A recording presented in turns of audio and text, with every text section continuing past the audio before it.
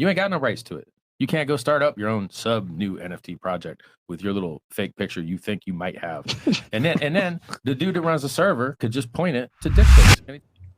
The question is, what is the long-term value of a serial number loosely related to a monkey picture which may or may not still be hosted on the internet? In this video, Richard Hart, an entrepreneur, discusses his thoughts on NFTs, non-fungible tokens. He compares owning intellectual property, where one pays an artist to build something and owns the rights, to NFTs, which he describes as a serial number loosely related to a JPEG that may or may not still be hosted on the internet. He argues that NFTs are not a financial instrument and are overpriced collectibles. Hart believes that the fair market value of NFTs is near zero, and that people who buy them are likely to lose money. He also expresses his dislike for generative art and generative games. However, Hart owns the world's largest diamond and plans to create an NFT out of it, even though he still does not like the concept. Hart concludes that he would rather see people buy items that have long-term value than waste money on NFTs. Hart's views on NFTs have not changed, and he believes that investing in NFTs is not a good way to meet people who have made terrible investments. And I mean, yeah, you can see that with the NFT market as well. I mean, look at that. It's went down significant. What's your thoughts on NFTs? Oh, this is the man for NFTs right now. Oh, no, here it comes. We're ready. We're ready. Yeah, go ahead, man. In this world, we got something called intellectual property. You buy it, you own it. Okay, I pay an artist to build something. I get him to sign off. I own the rights. Okay, that's my property. That's my JPEG. Well, now what's an NFT? Okay, an NFT is a serial number loosely related to a JPEG, which may or may not still be hosted on the internet. That's stupid. You ain't got no rights to it. You can't go start up your own sub new NFT project with your little fake picture you think you might have. and then the dude that runs the server could just point it to dick pics anytime he wants. So you think you got a cool picture of a monkey, whatever, and he's like, oh, your monkey picture. I changed this setting in the database and it's a dick pic now. Ain't you sad? Ooh, don't you wish that was a security and you had some like thing you could do to fight it? It's so stupid to me. Wow. So I don't think you should pay it. Look, if you want to do NFTs, it's collectible. Okay. If you want to overpay for collectibles like Beanie Babies or whatever, you go ahead and do that. But you're probably going to get wrecked. This is not a financial instrument. This is not innovative. This is you overpaying for collectibles. I'm not about it. Now, look, I got $10 million of wristwatches. I'm up big on them. I made a lot of money. Right. But they have something called the Lindy effect. And the Lindy effect states that the longer something has been around, the more likely it is to continue to be around. And so I have 50 years, maybe more, maybe 70 years of Rolex having value and holding it forever. Right. And beating a lot of markets. And so I'm going to take that. If I wanted to compete with Rolex, I literally wouldn't be able to. It would take me years to spool up the infrastructure to even attempt to make what they can make, which is why a lot of other watches be busted all the time. You Rolex, it's always working. It's always good. It's durable. It's it's actual professional. Rolex gang in the building, by the way. Rolex yes, gang. Sir. So it's hard to enter into competition to dilute the demand with substitute goods. Right. But if you sell on JPEGs, man, I could make it. They literally use generative art. They use AI to just puke out more stupid images. Thin air. And you're like, so you don't even have an artist do this. This is a stupid computer did this. Like, this is terrible. I hate generative art. I hate generative games. I hate NFTs. Now, look, I will make one. I own the world's biggest diamond. I'm going to make an NFT out of it. But y'all probably shouldn't. Okay, the price will probably go up because I'm doing it. But I still don't like the concept, man. Like, it's like, I wish people would stop wasting their money. Even my man that took me to the club last night, he gave me just stacks and stacks and stacks, and he had me throwing. I'm like, all right, that's I'm gonna OD. Do it. I'm gonna do it, but like Kareem, that's OD, bro. You could buy the dip with this. Now you know it's we OD. could just buy coins with this right now. Why are we throwing this, man? Right. I'm cheap, bro. I want a deal. I want value. I'm cheap too, bro. I made money on that diamond. I made money on these watches. I didn't lose money, but there's a lot of Hexans. They buy some silly stuff, man. They losing money. I don't know why they're doing it. I'd rather buy the dip, bro. I ain't trying to lose money. Y'all heard it from the God himself. Don't waste money. Dollar cost average in. Yeah, there you go. Absolutely.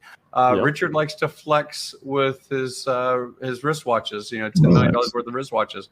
But he really pushes against the NFT community, if that's a community. Recently, he was in a Twitter space. Someone had said that they had a $4.6 million NFT.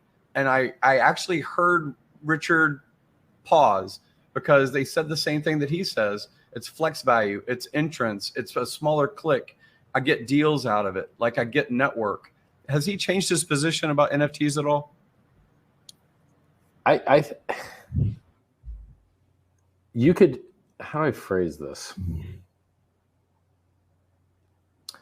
If you wanted to waste $4.6 million to meet somebody, you could meet 10 people and give each of them $500,000 to say hi to them, and your cost basis would be the same. The question is, what is the long-term value of a serial number loosely related to a monkey picture, which may or may not still be hosted on the internet? I think the fair market value is near zero. The real market thinks it's much higher. That may resolve over time, much lower than it is today. I believe in efficiency, and I don't think you making a terrible investment is a good way to meet other people that also have made terrible investments. I think you can do that at the bar. So I would rather see you buy a Ferrari and go to Ferrari meetups, or a Lambo and go to Lambo meetups, or golf at a more expensive golf course, or become a male prostitute and start sucking these guys off. I don't know. But I am not going to make a bad investment to go say hi to other people. I won't. So you think it's more of a social? It's just like, I run into this with education reform all the time. I say, hey, we're teaching kids a lot of stuff they're going to forget. You don't remember it. Okay, you ready, guys? It's quiz time. Who here went to elementary school? Okay. And what are the order of the planets from the sun? Does anyone know? Mercury. And we're smart. Mars, Earth. You got it wrong. No, Earth is the third. God, I don't know. You got that one right. And we're smart. I was close. I was close. Mercury, Venus, and Earth, and then Mars. That's yep. Pretty sure that's it. He's farthest along now. Yeah. It's Mary Virginia eats many jam sandwiches under Ned's porch is the mnemonic technique I remember them by. But like, obviously not worth teaching anybody, because we're well-functioning adult humans and we do not ever need that information ever. And it's alongside tons of other info of the same vein. And so by that token, what I'm saying is we should change what we teach people so that what they're being taught is maximum utility, stuff they will use, stuff that is important, how to give a good apology, how not to get scammed, how to have good posture, all the stuff that matters. Instead of stuff that doesn't, the order of the planets from the sun, no one cares. Star sign, or the majority of stuff they teach you is entirely useless. You'll never, ever, ever use it. And they say, oh, but we have to teach them this so they learn how to learn. And you're like, no, you can just teach them the other better stuff and they'll learn how to learn. And it's the same with this NFT thing. Like, I'm emotionally crippled as a human and can't meet people, so I have to pay $4 million to get over my learning how to meet people problem. No, you could just do it without the monkey picture in a more efficient manner that has more lasting value. Like, I don't think that these meme coins and I mean, a monkey picture is just a different kind of meme coin. You're like, it's a lower supply meme coin. Like, the supply is 10,000 instead of I think there's 10,000 monkey pictures in total, and like the most popular monkey picture thing. And so you're just playing a shit coin that has 10,000 supply.